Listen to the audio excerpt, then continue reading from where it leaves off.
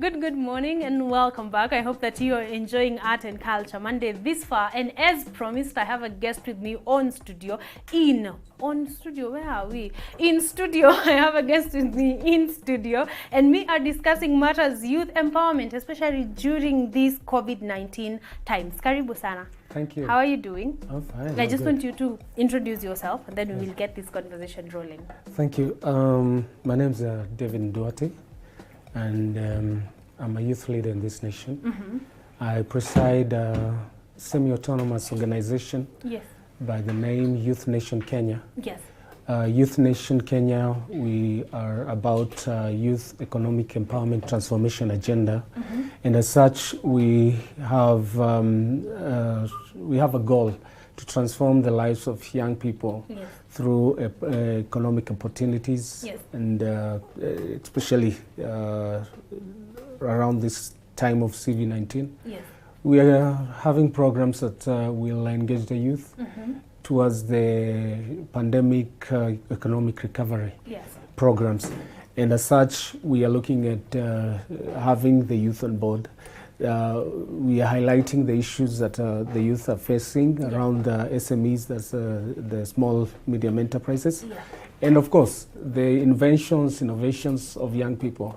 As Youth Nation, we are also a step ahead. We are working on an app that we'll be using to disburse our project called Mask Bank. Yes. I like that, and there are a lot of questions just inside your introduction, but I'm going to be asking you that in a bit. But just before that, when did Youth Nation begin? When was it founded? Well, Youth Nation was founded in 2016. Around that time, when we were going to the 2017 elections, we had a program under As We Are Norma initiative, which was a youth political violence prevention campaign. So around the time we thought it was good to engage the youth, and we said to consolidate the youth, we had to have a compounding effect, whereby we engaged the youth groups, youth CBOs and all that, and that's how we came into place. Amazing. I like the way, one thing that I'm loving about Youth Nation is the way you guys evolve around the matters happening in the country. And now that you guys have evolved into COVID-19, what exactly, talk to me about the project that is happening because of COVID-19.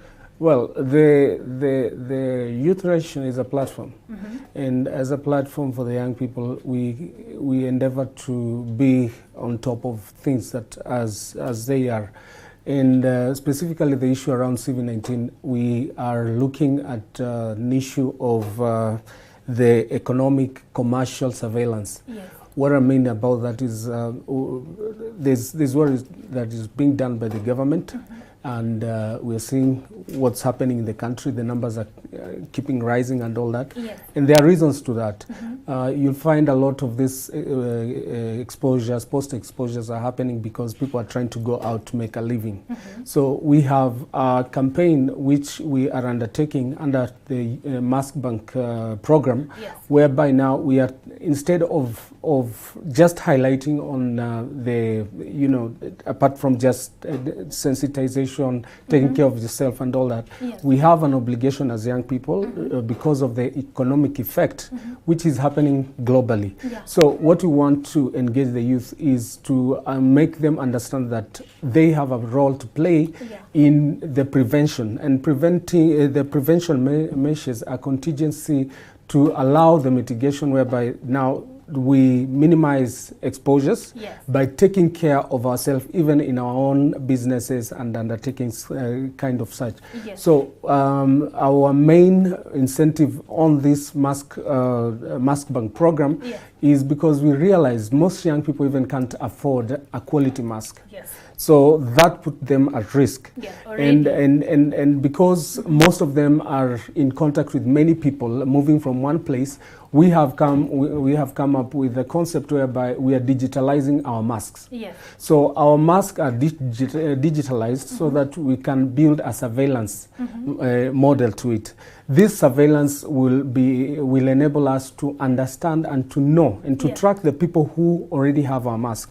In the program, we are targeting to distribute over 3 million masks to the border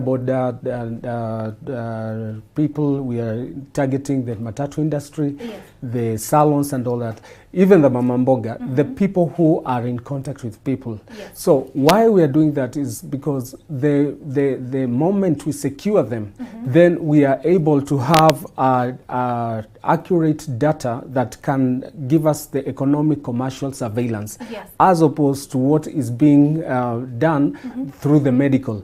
So we are in essence telling the youth, for us to revive the economy, we have a place and a role to play in the whole So explain to me, how exactly are you going to be able to survey, or rather how are you making these masks in a way that you can actually survey, know where they are and who is having them? Kindly break that down for me. Well, this is something that is also ongoing, and in this country also we have issues of patent, and this is a new idea. But I'll just highlight to it. This is the point. When you get, because we piloted about a month, 10,000 masks, like we're giving to young people. But then we realized as we are giving them, we are not able to track the data. So what we came up is, we said we need to have a way where we are in contact and we know whom the person that we have given the mask. So our digital mask, they have a QR code. Okay. So, and that QR code is generated and also linked to an app that we are working on. So what happens is, if I give you the mask, I will know it is you who has the mask. So what happens is, we are creating a data that enables us to now survey the commerce. These are commerce setup, so that we want to know the people who are doing business and are coming into contact with many people. In the event there is an exposure, we want to know and mitigate. So if it is in the border sector, and probably there's an exposure or an outbreak somewhere, then we know, we are able to pin through our data and analyze and know that if our people are taking care of themselves, then they are able to take care of other people. So they are not becoming transmitters of COVID-19. Amazing. Just one final question on that. This data that you are collecting, is it just that a person is wearing the mask, or what type of data exactly are you guys collecting? No, the data is generated because of the mask itself. Now, why we are doing that is because we need to know who has our mask. Amazing. So just in case there is an outbreak, let us say in the CBD, a number of our people with masks are in the CBD. So you will know even where to give more masks. Exactly. It's a case of a decoy. You are having people who are able to make you contain a situation. Amazing. While making them safe. I think now I get it, and I hope that you at home are getting it as well. I love that this is a youth initiative that we can be able to prevent even before we go to the cure. And exactly. So how are you guys joining other youth? Because on August there will be a summit on youth. My director, youth. No, it's the Youth International Day. Youth International Day. How are you guys working together towards that day to just make sure there is cohesiveness within the youth, so that we are doing one thing? Everyone is not doing their own thing that is not merged together. Well, the global situation, even for this year's theme, is is going to highlight more on innovations and the things that youth can do, because now you have seen a lot of changes, even the markets and the economies as such. So what we want to do together with the young people is to come up now with more creative ways. The president recently said and called upon the young people to come up with innovations. Now, the mainstream innovation is we need to come up with ways that we can reopen the economy while still being safe. Yes. So our main drive is to enhance that propagation, whereby the youth are the stakeholders in the prevention. They are also the partakers of the new change that is happening. Yeah. But more so, we would like the youth to understand that this is a new normal. Yes. And the old is gone. Yeah. So whatever happens is we need to now reshape our way of engaging even in business. Mm-hmm. The whole setup globally has been done on a reset. Yeah. You can understand this is an institution where students were supposed to be in campus right now. Yes. I've just driven in and I was seeing it's empty. Empty. So things are changing. Mm-hmm. But as things are changing, then we need to change our mindset. Yeah.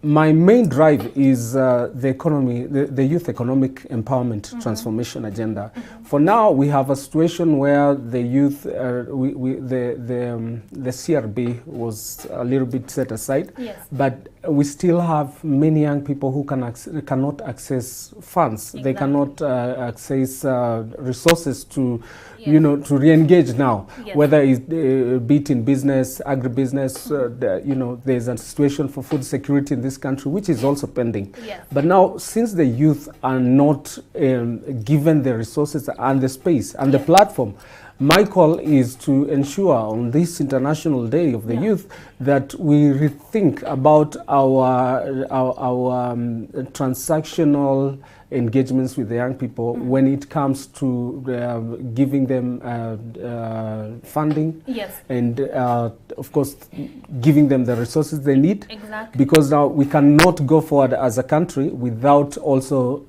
empowering the young people. Empowerment of the youth. Yes. Yeah, now that we are talking about empowerment of the youth, someone is already asking actually how they can join Youth Nation. So Well, we have our social media platform that is Youth Nation Kenya. That is the Facebook page. We also have our Twitter handler, which is at Youth Nation K. Yes. So we are calling for many young people to join us. We have quite a team, which is we are also rethinking how to engage. Yes. So we're building also a YouTube live video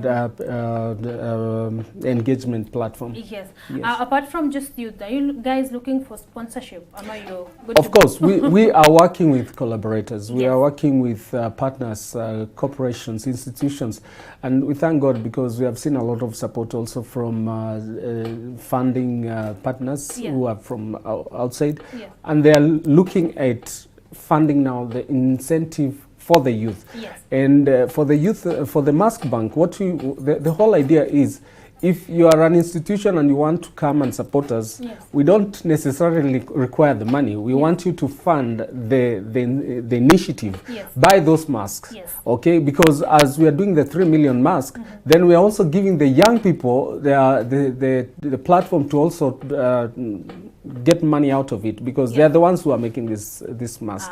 And by doing that, we are engaging them, and a little bit, bit by bit, they are also getting something at the end of the day. Yes. Yes. So when we talk about digitalization, a lot of things come up, and Yes. the fact that these masks are connected to an app, someone would ask, what about their privacy? What about, we are Kenyans, these things will come up. So Well, yes, I know that for a case it is. But we are not interested with your details. We are Yes. interested with our mask. yes. Okay. So your focus is generally on your mask. and It not is on the the- mask, because Exactly. the mask is the decoy. Yes. So if you are putting on a mask, Yes. and for So those who you're not tracking per se my details. You're tracking. no, we the are mask. not tracking Yes. you as an individual. Yes. We are tracking the data based on the information in our mask. Exactly. So what happens is this: Yes. how do I know I'm effective in what I'm doing? Yes. So there's a sense of accountability, and that's the same thing when you go to the supermarket. You are issued a receipt. You don't say somebody going to infringed be your, checking the QR in the the- QR and all that. Now, you I know. think that is clear, just Exactly. to make it go out there. Yes. Now, you are the youth president of that society in Kenya. Do you have any political ambitions later? Not at the moment, because when we look at the political situation, it's a different scenario. Well, In future, yes, but for now, there's a lot. I look at young people with a lot of frustration, struggles, the rate of depression. Yes. You're seeing a lot of suicide. You're seeing a lot of, drug abuse and all that. Yes. So for now, my focus is so much to ensure that the youth are enlightened and the youth are in a better place than they are currently. Amazing. Finally, as we get to conclude, of course, COVID-19 will subside at some point. So what are the future plans for Youth Nation? Well, let's also be very realistic, because even if COVID subsides, to get a herd immunity globally will take almost 2 years. Exactly. It will take a while. Yes. So that's a new reality. Yes. But it is important also to prepare ourselves to re-engage, because what has happened is the global reset it's something that God has given this world back to the young people, because we are so many, and the plans that we have is to, as Youth Nation, is to ensure, first of all, the youth are ejected from CRB. We also need to get a government waiver so that a lot of the millions of young people are not coming out of the CV-19 again, and then they are taken back to CRB. The other thing, we're also looking at establishing a national youth bank, which will identify with the millions of young people. And that does not stop there. We have a project and a program under Pesa Kazi. Pesa Kazi is where we are linking young people to opportunities, to the tenders that belong to the young people, both at the national government, at the county government. And we are coming up with more innovative ways of getting this information to the young people, and more so to ensure that we give financial literacy to the young people, because that's where young people, most of them, are losing it out. Yes, there's a young person who is watching, and he's asking if HELB is part of what has been removed from the CRB. No, what has been done, when this situation came, I think it was in the wisdom of His Excellency the President to give a directive that not waiver, literally suspension of CRB. But that is temporal situation. But we are in conversations to also explain to His Excellency the President that there are many young people who are in CRB for as less as 200 shillings, 500, 1,000, less than 5,000. So these are the kind of people we need out. The situation around HELB is a little bit unique and peculiar, but again, we need to also rethink the model of engaging the graduates, so that a graduate, if he's going for a job appointment or opportunity, is not told first go and clear HELB with CRB because of what HELB has cost to, they're supposed to be having a better way to engage the graduates, and we are having those kind of conversation whereby a graduate can be allowed to get even a job first, and then have a repayment plan with the employer. Thank you. Now, as we conclude for the last time, because the interview is concluded a number of times, you spoke about youth financial literacy. And is there any prospect of a youth bank coming up? Because I've seen women come together and they have a bank. It's happening. We are happening. We are literally working on it, because we have, for the first time, we are pushing for the consolidation of the affirmative funds, youth fund, Weather fund, into one big fund under Biashara fund. But I'm also appealing to our youthful MPs and legislators to support it at Parliament. This thing has been lying in Parliament for, I don't know, almost now 2 years now. So we are focusing on having a national youth bank that will identify primarily with those who are below 35. Exactly. Wow. Thank you so much. Now, finally, I know you have given us the social media handles, but just for anyone who is joining right now, I want you to talk to them at home and tell them how they can join Youth Nation, and of course, talk to the youth one word or two about their financial literacy and management. Well, the first thing I want to appreciate is that there's this opportunity. This is the new situation globally. But I'm also appealing to the young people to become the ambassadors. Let us take preventive measures as the government has laid. My main concern is that as a young person, if you are spending for something you have not worked, worked for, then it means somebody who is working for something is not spending. So what we need as young people is, as we are pushing for the economic empowerment transformation agenda, it is also up to you and upon you to take now the incentive to realize that the time for change is now. We need to take charge, and especially when it comes to economic, post-pandemic economic recovery. And as such, I'm appealing to you to join us as in our social media platforms, that is the Youth Nation, like our page, Youth Nation K, on Facebook and on Twitter. Follow us very closely at Youth Nation Kenya. Thank you. Thank you so much, Nduati. I think we have covered just about everything. Yes. Thank you for coming. Thank you for living beyond yourself. And thank you for educating the youth. Thank you so much for joining us. I hope that you have learned a thing or two. I honestly hope that you have taken home a few things. Now, when we come back, of course, Phil is going to be performing finally. We are also going to close on our discussion of the day and a few things here and there. And then we will close the show. For now, enjoy some good music.